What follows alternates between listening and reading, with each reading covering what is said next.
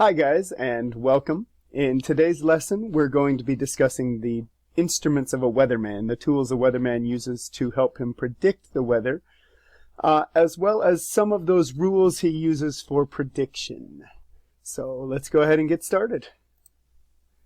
If you look at these six pictures are the six tools we will be talking about today. We'll get a little more in-depth with them, but starting top left, going across, and then down to bottom right, you have a wind vane, an anemometer, a barometer, thermometer, rain gauge, and ruler. So the first of our instruments is the weather vane. Now, if you take a look at this is something that always makes me think of like old farm movies. You know, you think of seeing them up on top of the barn. You've got that chicken there like it's crowing. Weather vanes are used to tell the direction that the wind is coming from. Now keep that in mind. It's telling us the wind direction, but it's not necessarily pointing in the direction the wind is going. The weather vane will then end up telling us the direction the wind is coming from, which really, if you think about it, in turn tells you which direction the weather is going. If it's coming from the south, it's moving to the north. But weather folk usually speak about the rain or the wind and its rules in the direction that it comes from. So if we look at some of those rules, one of the main ones tells us that the weather or the wind from the south will bring warmer temperatures. If you know how temperature and at least part of that works, the further south you go, the warmer it gets. The closer you are to the equator, the warmer and more steadily warm the temperatures are.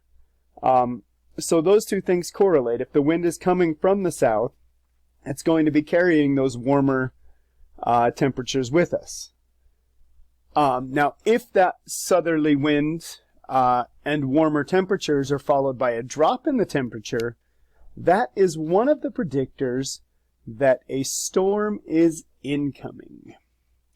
So southerly winds mean warmer temperatures, and the drop in temperature following that will usually mean a storm. The next of our tools was the anemometer. Now, if you look at those little cups, you'll notice they're all kind of turned the same direction. That cup is meant to grab the wind. So as the wind is blowing, that cup grabs the wind, which would then push the spin around. So that is helping us measure the wind speed. There's calculations put into that, but basically, as it turns out, the faster that is spinning, the faster the wind is blowing, which seems like common sense. I mean, the faster the wind is moving, the faster it's going to make that move. It was the same idea with like our pinwheel. The faster the wind is blowing, the faster the pinwheel is going to spin. So as far as wind goes, one of the things that we do know is that a windy day will often mean a change in weather. Now this is because you have this weather here sitting with you, and a wind blows in, it's going to blow that weather out and bring whatever this weather is in with it. So the windy days will often mean a change in weather. If you have nice weather and then it starts to get windy, that could possibly mean that a storm is blowing in. Or if it's stormy and it gets windy, that could possibly be the storm blowing out. Now, depending on how big the storm is, the wind could last for a while before you get to the end of the storm. But that windy weather will often mean a change in the storm. Our next tool is the barometer. Now, I remember growing up, my grandma had one of these in her house, and I'm not quite sure what good it did. I don't know if there was a cord running, but a barometer measures the air pressure. Now, air pressure is one of the most important predictors that a weatherman will use to know what the weather's doing. Now remember, air pressure is just basically as it sounds, like the air is always pushing on you. Now if you think about heat rising, okay, so hot air going up a warmer day is going to give you a lower air pressure because the air is pulling up rather than being pulled down on you by gravity. So that means colder days, okay, that hot air is going to be going up somewhere else, and the cooler air is being pushed down on you. So warmer air will bring you a lower air pressure. Cooler air will bring you a higher air pressure. So if you're sitting on a sunny day and then suddenly that air pressure starts to lower, that could mean that it's circulating a storm in. So if we look at that, a drop in air pressure means the rising air has moved out. Okay, you've got the rising air and the wind is circulating. That drop in air pressure will usually mean that there is a storm coming in, or it could at least possibly predict that. So that's one of our main indicators for storminess, is that air pressure, that shift in air pressure. Higher air pressure usually means better days, but a drop in the air pressure typically means that a storm is coming. We're all familiar with the thermometer, which measures air temperature. One of the main things that a thermometer can help us to predict is not necessarily if a storm's coming, because I mean I love a good warm spring rain. So the temperature doesn't necessarily predict the precipitation, but it can help us predict what kind of precipitation. So if our temperatures are above 32 degrees, remember that 32 degrees is our freezing point of water. If it is above the 32 degrees, your precipitation is going to be rain. If it's at 32 degrees, which means it's right at that freezing temperature, you might have some of it thawed, some of it frozen. This mixture of frozen and thawed water we usually refer to as sleet. And then below 32 degrees, you're going to see snow. So above 32 degrees rain, at 32 degrees sleet, or below 32 degrees is snow. That is the one thing that the temperature can really help us predict with weather, is what kind of precipitation we will have. This fancy little gadget here is what we call a rain gauge. It catches the rain. I mean, there's not a whole lot more to it. The word gauge tells us a measurement. You've got a speed gauge in a car that tells you the speed. So that gauge just tells us that it's going to be some kind of measurement. Rain gauge tells us that it's going to be measuring the rain. You can see it kind of funneled up top there. As the rain comes down, it catches it and then drops it down into the tube. And basically, the higher the water level gets there, you can kind of see right in here, it's going to show you how much rain has fallen. And then our final one was the ruler. Now, a ruler seems simple, like we use rulers to measure in class. We use rulers to draw a straight line. The main thing a ruler can tell us is the amount of snowfall, so the depth of the snow.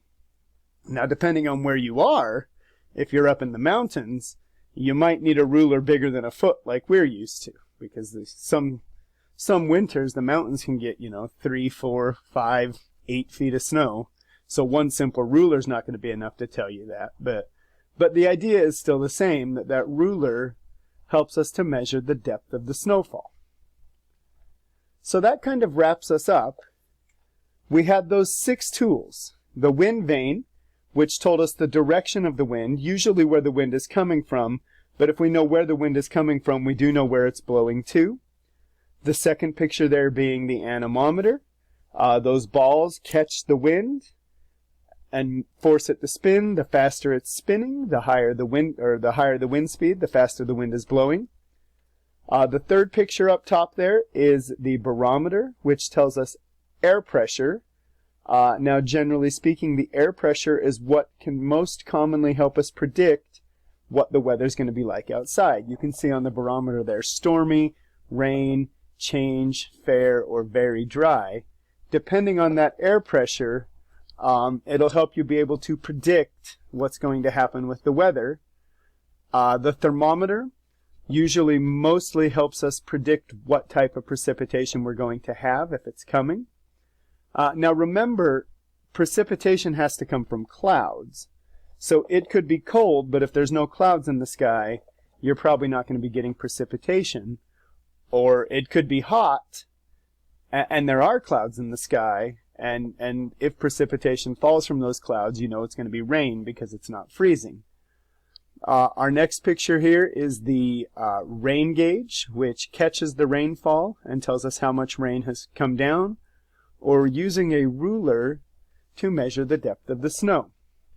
So those are the 6 main tools that a weatherman, a meteorologist, would use to help him predict the weather. Use this information to help you fill out the weather charts that are your assignment. If you have to, please refer back to this video to help you answer some of those questions. Also, remember, you can always feel free to reach out to me if you have any questions that this video nor the worksheet help you to understand. Now, there are a total of 8 of these worksheets. Let's go ahead and look at weather chart number 1, and I'll go through it with you just to make sure you understand kind of what's expected of you.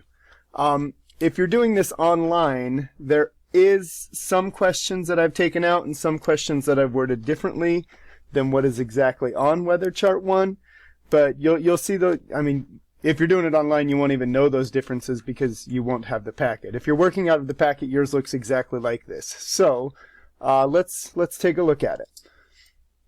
You're going to be presented with some kind of chart. This one here specifically gives us day 1 through 5, and it's recording these 17 degrees Fahrenheit, 21 degrees Fahrenheit, 19 degrees Fahrenheit, and so on.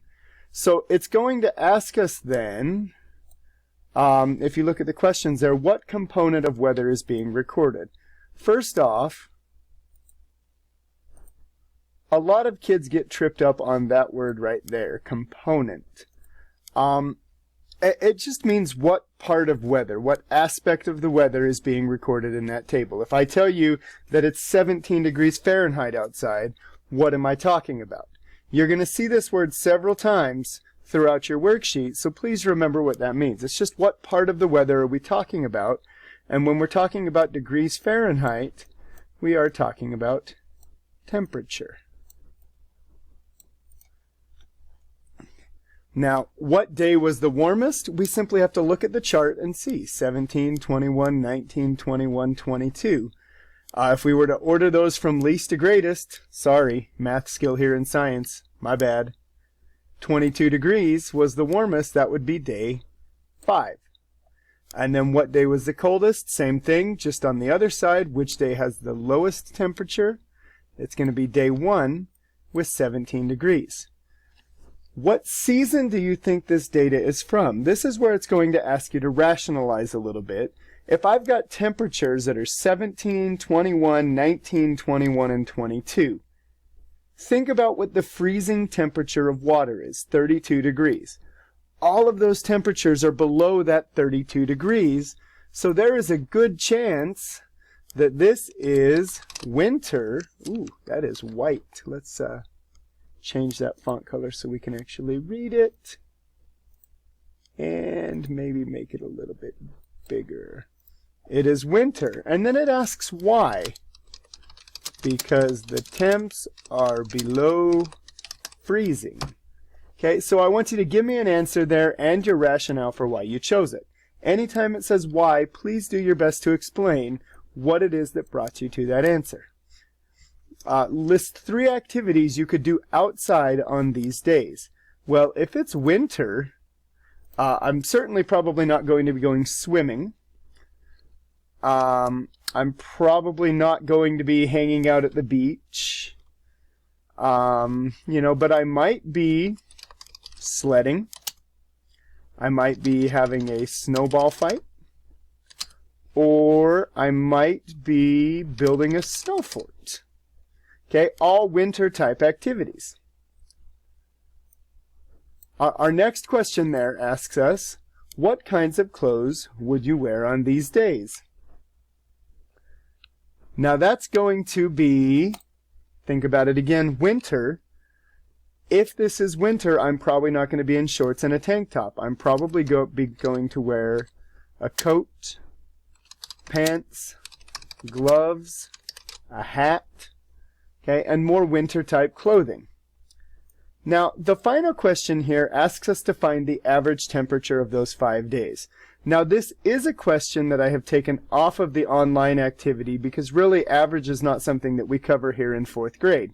However, if you're feeling up to the task and you have the worksheets, let me just explain to you real quick now how we find average. You need to add those 5 together. So we need to do 17 plus 21 plus 9, was it 19? Let's see, 17 plus 21 plus 19 plus 21, oh come on, plus 21 plus 22. Now, if I were to pull out, just to do this a little bit quicker, let's grab my calculator. So if we do 17 plus 21 plus 19 plus 21 plus 11, I get 89. 17 plus 21 plus 19 plus 21 plus 11. Okay, now this is the part where it's going to get a little hairy, so feel free to use your calculator on your computer if you want. Because, now if I zoom back into this and blow that back up, 17 plus 19 plus 21 plus 21 plus that should be 22. I think I did that wrong.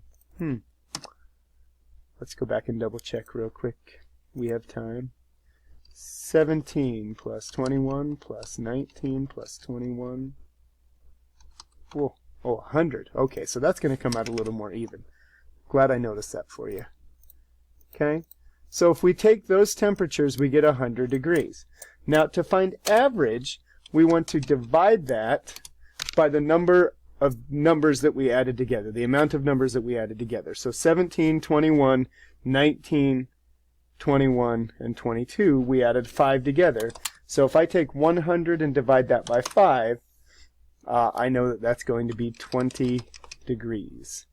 So my average temperature then is 20 degrees. If you're not feeling brave and you don't want to do that, which means I'm guessing that none of you will, you can go ahead and skip that question. Like I said, I did take it off of the online one. But if you have the worksheet and you're feeling brave, that's how you find the average.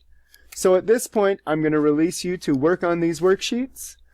If you have any questions, please don't hesitate to reach out and ask.